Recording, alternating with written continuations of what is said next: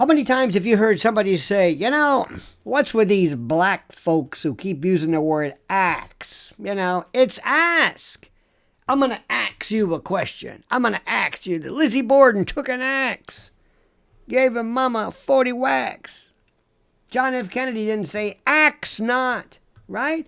This is what you hear all the time. You think, oh, it's ridiculous. It's some kind of submental, illiterate, uneducated pap and drivel. Well, guess what? There are roots to it. It's older than ask. It goes back to Chaucer and Shakespeare. They're correct. They're correct. Do you understand this? No, you don't. Sometimes you think things are one way, but they're not.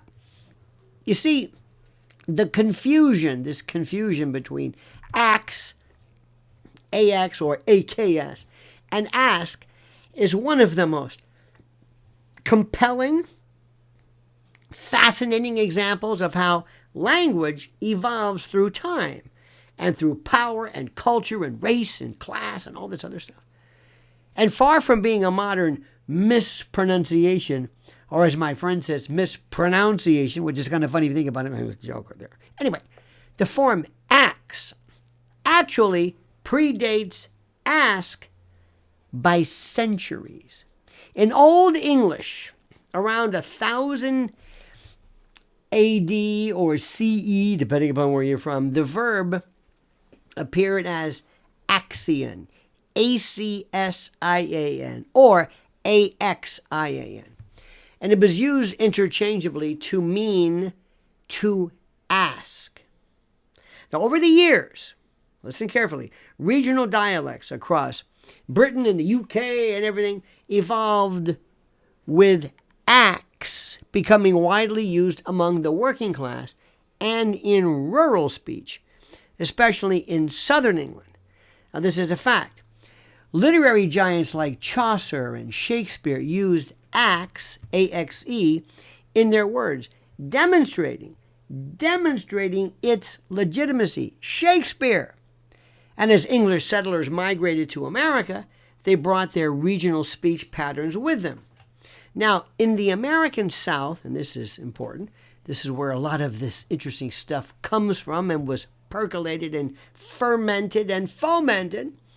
In the American South, where many English speakers settled, the ax form persisted. Enslaved Africans learned English from these speakers, not from formal instructions, embedding ax into what would become African American Vernacular English, AAVE, but learned from British white folks. AAVE is often misunderstood and unfairly stigmatized. It's called Ebonics. It's not Ebonics. It's not ghetto. It's not. Sometimes people will slam Jasmine Crockett for other reasons. It should be. But her speech, one day she goes, "Child, I never see," that kind of thing. And they said, "Oh, it's uneducated." No, that's a style. But it's also a fully developed dialect with its own consistent grammar and pronunciation and rules. Ax is just one example. Other commonly maligned AAVE features include ain't, which has been in use since the 18th century and appears in classic literature. Double negatives, which function as emphatic announcements and reinforcements, as they do in Spanish and French. Finna, I'm finna go, I'm finna pay the man, I'm finna, or fixin' to. This is as valid future tense constructions. And the habitual be as he be working, which denotes consistent or repeated action rather than something happening right now. All of these features, all of these examples are logical, rule-based, and linguistically sound. Even ax is an example of a metathesis. A sound reversal that's common in English evolution. English itself is full of such examples. Bird used to be brid, and third, as in number 3, was once thrid. And the reason ask became dominant was not because it was better or more correct. It was because elites and grammar gatekeepers in the 18th and 19th centuries began codifying certain forms as standard and others as incorrect. Look, like irregardless, my favorite, irregarding. It's considered legitimate but not preferred. And often along with classist and racist lines is this concatenation of the two. And as a result, ax became associated with black speech and ignorance, despite its deeper historical roots. Linguists today recognize this as a case where social bias, not linguistic merit, determined what was considered proper. So when someone says ax, they're not butchering the language. They're speaking a form of English that's been in use for 1,000 years, passed down, preserved, and enriched through oral tradition, ladies and gentlemen, resistance, and culture. Language is always evolving. You know that. It goes without saying. And what's considered correct often says more about power than it does about grammar. You see, understanding this doesn't just correct misconceptions. It honors the real, living history of our mother tongue. Now, I know you didn't know this, and I know people are going to still resist this because there's something about it. And I've seen that people will say, oh, there he is. As soon as you hear ax, oh, there he goes. I knew it. Well, you didn't know it. Now you know it.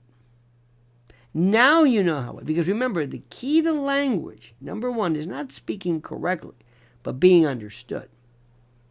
And there are many people I know who sometimes speak perfectly, grammatically correct, using terms that are, they may cover and convey a certain degree of erudition, but deep down inside, what they really are, more than anything else, is incomprehensible. I've heard people say things where I don't understand. Eric Weinstein, nobody knows what he's saying. And he confuses that with genius. His inability for people to understand what he's saying is, see how smart I am? No.